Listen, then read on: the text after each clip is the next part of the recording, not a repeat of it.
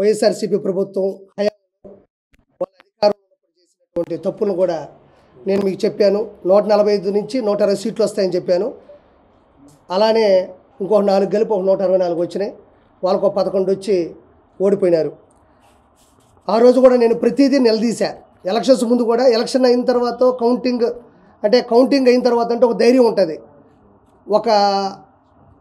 ఒక అధికారంలో ఉన్న ఒక పార్టీని ప్రశ్నించాలన్నా ఎదిరించాలన్నా గెలిచిపోయిన తర్వాత అయితే అంతకుముందు అధికారులు ఉండే వాళ్ళని ప్రశ్నించడం ఓకే.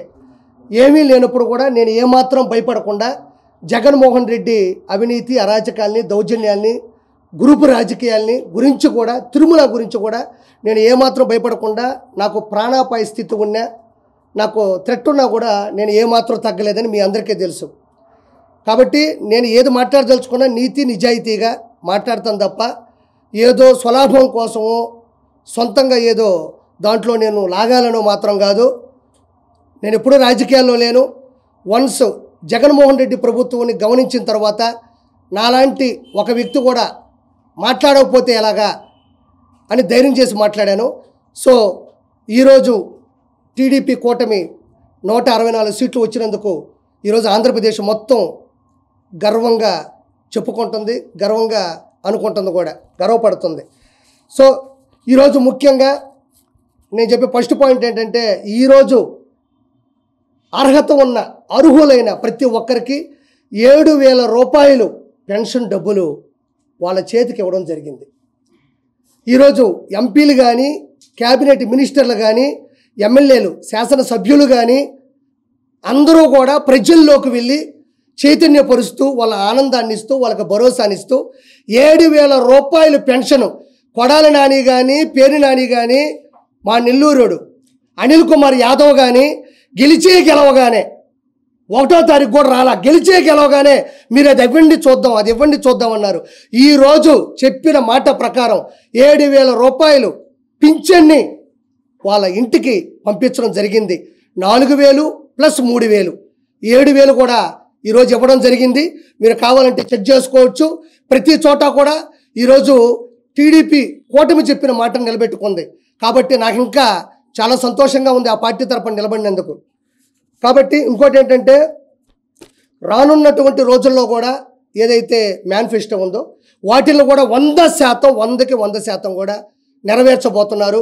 పేద ప్రజలు, బడుగు బలహీన మైనారిటీ ప్రజలు కూడా వాళ్ళు సమాజంలో తలెత్తుకొని తిరిగేటట్లుగా కూడా టీడీపీ ప్రభుత్వం చేకూరుస్తుంది. ముఖ్యంగా నేను చెప్పేది ఏంటంటే నేను ఫస్ట్ నుంచి నేను చెప్పిన తర్వాత కూడా చాలామంది మాట్లాడినారు. తిరుమల తిరుపతి దేవస్థానం టీటీడీలో పైన తిరుమల కొండ మీద అవినీతి జరుగుతుంది, అక్కడ దౌర్జన్యం జరుగుతుంది అని నేను ఫస్ట్ నుంచి చెప్తానే ఉండా. అందులో ఒక మచ్చు తునక మనం తీసుకున్నట్లయితే ఇలా చూడండి. ఇది నగరి శాసనసభ్యురాలు పర్యాటక శాఖ మంత్రిగా కూడా చేసినటువంటి ఆర్కే రోజా. ఈవిడిది ఒకసారి మనం గమనించినట్లయితే చూడండి. Shrimati RK Roja member of legislative అసెంబ్లీలో ఈవిడ 2021 తారీఖున 20 మందికి విఐపి బ్రేక్ దర్శనాలు ఇచ్చింది. 20 మందికి విఐపి బ్రేక్ దర్శనాలు ఇచ్చింది. కావాలంటే ఒకసారి నేను ప్రింట్ తీసుకున్నా, అంటే అధికారికంగా రిలీజ్ చేసిన దాన్ని కొండ మీద నుంచి వచ్చిన ఒక పేపర్ని నేను ప్రింట్ తీసుకున్నా. మీరు మామూలుగా గూగుల్లోకి వెళ్ళి సెర్చ్ చేసినా కూడా ఇది దొరుకుతుంది. 20 మందికి M Srinivas Chakravarthi, K Ashok Goud, N Rammohan, R Lakshman Perumal, ఈయన చెన్నై అనుకుంటా. మార్నింగ్ విఐపి బ్రేక్ దర్శనం on 1/12/2021 following by below names and family members. కింద ఆవిడ సంతకం పెట్టినటువంటి ఈ పేపరు. ఇంకొకటి ఏంటంటేనండి పెద్దిరెడ్డి రామచంద్రారెడ్డి, ఈయన ఏకంగా తిరుమల తిరుపతి దేవస్థానంలో విఐపి బ్రేక్ దర్శనాల్ని 58 మందిని పంపించాడు ఒకటే రోజు. 58 మందిని ఒకే రోజు విఐపి బ్రేక్ దర్శనాన్ని పంపించినాడు. చూసుకోండి ఒకసారి. కావాలంటే ఈ డేట్ కూడా చెప్తా.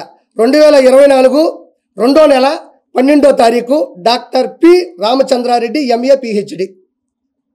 చూడండి ఆయన సంతకం కూడా పెట్టాడు. 58 మందిని కూడా పంపించినాడు. అంటే పాపం ఏ క్యాడర్ అయినా, ఏ కేటగిరీ అయినా, ఏ ఎంపీ అయినా, ఏ క్యాబినెట్ మినిస్టర్ అయినా, ఏ సెంట్రల్ మినిస్టర్ అయినా, ఏ శాసనసభ్యులైనా ఏ గెజిటెడ్ ఆఫీసర్ అయినా, ఏ సెలబ్రిటీ అయినా, ఏ విఐపి అయినా, అధికారులు, జడ్జిలు అయినా, ఏదైనా కూడా టీటీడీ బోర్డులో ఒక రూల్ ఉంటుంది. ఇంతమందిని పంపించవచ్చు అనేది ఒక శాసనమో, ఒక ఫార్ములానో, ఒక ఫండమెంటల్ థియరీ ఉంటుంది. వీళ్ళు అడ్డదిడ్డంగా సంబంధం లేకుండా 151 సీట్లు వచ్చిన అధికార గర్వంతో, అహంకారంతో, అధికార దుర్వినియోగంతో 58 మందిని పెద్దిరెడ్డి రామచంద్రారెడ్డి 20 మందిని రోజా, అంటే ఒక్క రోజులో అతను 58 మందిని, ఈవిడ 20 మందిని పంపించిందంటే 151 శాసనసభ్యులు, 22 మంది ఎంపీలు, ఇంకా సెంట్రల్ మినిస్టర్లు, క్యాబినెట్ మినిస్టర్లు, అంటే ఇద్దరే ఇంతమందిని పంపిస్తే ఒక రోజులో 365 ఇంటూ 5 సంవత్సరాల్లో ఈ ఎంపీలు, సెంట్రల్ మినిస్టర్లు, క్యాబినెట్ మినిస్టర్లు, శాసనసభ్యులు వీళ్ళందరూ కలిసి వాళ్ళు ఒక్కొక్క లెటర్ హెడ్ మీద ఎంతమందిని పంపించుంటారని నేను అడుగుతా ఉండా. ఒక రోజులో 20 వీపీ బ్రేక్ దేశాలు పంపిస్తే, ఒక పెద్దిరెడ్డి రామచంద్రారెడ్డి 58 మందిని పంపిస్తే ఒక్క రోజులో అలా 365 ఇంటూ 5 ఉన్న ఈ 100 రోజుల్లో ఒక్కొక్కరు శాసనసభ్యులు వీళ్ళందరూ ఎంతమందిని పంపించారో ఒకసారి ఆలోచించండి. ఇదంతా ఎందుకు చెప్తున్నానంటే, పోయినారు, దేవుని దర్శించుకున్నారు, అయిపోయింది. కానీ ముఖ్యంగా గమనించాల్సింది ఏంటంటే, ఇక్కడ సామాన్య భక్తులు తిరుపతి నుంచి తిరుమల కొండకి నడుచుకుంటూ వస్తారు. సర్వదర్శనం అని ఉంటుంది. క్యూ లైన్లోకి వెళ్ళిపోతారు. అక్కడి నుంచి కంపార్ట్మెంట్లోకి వెళ్తారు. ఆ నుంచి దర్శనానికి వెళ్తారు. ఆ తర్వాత బయటకు వచ్చి లడ్డు తీసుకుంటారు. అది అందరూ తెలిసిందే. కానీ కొన్ని లక్షల మంది, కోట్ల మంది కింద నుంచి నడుచుకొచ్చే సామాన్య భక్తులు, డబ్బులు లేని వాళ్ళు, నిజమైన దైవభక్తి కలిగిన వాళ్ళు, మాకిలా వీపీ దర్శనాలు వద్దు, మేము డైరెక్ట్గా దేవుణ్ణే చూడాలనుకుంటున్నాం, అది కదా నిజమైన భక్తి అనుకునే వాళ్ళు కూడా పైనుంచి, అదే కింద నుంచి పైకి వచ్చి క్యూ లైన్లోకి వెళ్తారు. ఈ క్యూ లైన్లోకి వస్తారు, కంపార్ట్మెంట్లోకి వెళ్తారు, దర్శనానికి వెళ్తారు. ఇక్కడ ప్రాబ్లం ఏంటంటే, వీఐపీ దర్శనం, వీఐపీ బ్రేక్ దర్శనం ఇవ్వడం వల్ల ఎక్కడికక్కడ క్యూ లైన్ ఆగిపోద్ది. ఎక్కడికక్కడ క్యూ లైన్ ఆగిపోతుంది. వీళ్ళు పోతారు, వీళ్ళ హారతలు, వీళ్ళ పట్టింపులు, ఇంకా దగ్గరకు తీసుకెళ్ళడం, దేవుడితో మాట్లాడతామని చెప్పడం. దేవుడే మాట్లాడటం అది వేరే విషయం. నీతి, నిజాయితీ, భక్తి, శ్రద్ధ ఉంటే దేవుడు మనకు ఆశీస్సులు ఇస్తాడు. అధికారం, అహంకారం, రౌడీయిజం, మంది మార్బలం, అక్రమ ఆస్తులు ఉంటే జగనన్న ప్రసన్నం అవుతాడు, జగనన్న కనబడతాడు, జగనన్న దర్శనం ఇస్తాడు. వెంకటేశ్వర స్వామి కాదు. భక్తి శ్రద్ధతో వెళ్తే వెంకటేశ్వర స్వామి మంచిగా ఆశీస్సులు ఇస్తాడు. ఈ విధంగా అధికార దుర్వినియోగం వెళ్తే ఆకారం ఉంటుంది తప్ప ఆశీస్సులు ఉండవు. ఈ విధంగా కొన్ని వందల మందిని వీపీ బ్రేక్ దేశానికి వెళ్ళి సామాన్య ప్రజలందరూ కూడా క్యూ లైన్లో ఆగిపోయినారు. వాళ్ళు కదలాలి కదా, ఇక్కడ క్యూ లైన్ కదలాలా, క్యూలోకి వెళ్తే కంపార్ట్మెంట్లకు కదలాలా, కంపార్ట్మెంట్లకు వెళ్తే దర్శనం కదలాలా, దర్శనం కదిలితే లడ్డు తీసుకోవాలా, లడ్డు తీసుకుంటే కిందకి రావాలా. వీటి వల్ల ఎంత ట్రాఫిక్ జామ్ క్యూ లైన్లో జరుగుతుంటుందో ఒకసారి ఆలోచించండి. ఎంతమంది, ఇంకో మాట చెప్తున్నా, మీరు చర్లపల్లిలో జైలు చూస్తుంటారు, చెంచులగూడలో జైలు చూస్తుంటారు, నెల్లూరులో చూస్తుంటారు, రాజమండ్రిలో చూస్తుంటారు, అండమాన్ నికోబార్లో చూస్తుంటారు. కానీ 2019 నుంచి 2024లో తిరుమల కొండ మీద జైలును చూశారా? ప్రజలు, భక్తులు చూశారు. క్యూ లైన్ కూడా లోపల బానిచ్చేసి డోర్లు వేసేసి ఏమాత్రం మంచినీటి సదుపాయం లేకుండా చేయడం, ఏమాత్రం అన్నప్రసాదం, పొంగల్ కావచ్చు, లేకపోతే సాంబార్ అన్నం కావచ్చు లేకుండా చేయడం, ఏమాత్రం మజ్జిగ లేకుండా చేయడం. అంటే ఇక లోపలికి వెళ్తారు, పిల్ల చల్ల ఉంటారు, ముసలాళ్ళు ఉంటారు, థైరాయిడ్ పేషెంట్లు ఉంటారు, షుగర్ ఉంటుంది, బీపీ ఉంటుంది, కొంతమందికి ఆస్మా ఉంటుంది, కల్దిరి పడిపోతూ ఉంటాయి. లోపల పోతే కనీసం ఫ్యాన్లు కూడా తిరగనీయకుండా చేశారు. ఇలా లోపలికి వెళ్ళిన వాళ్ళని జైల్లో ఉన్న ట్రీట్మెంట్ కాదా ఇది?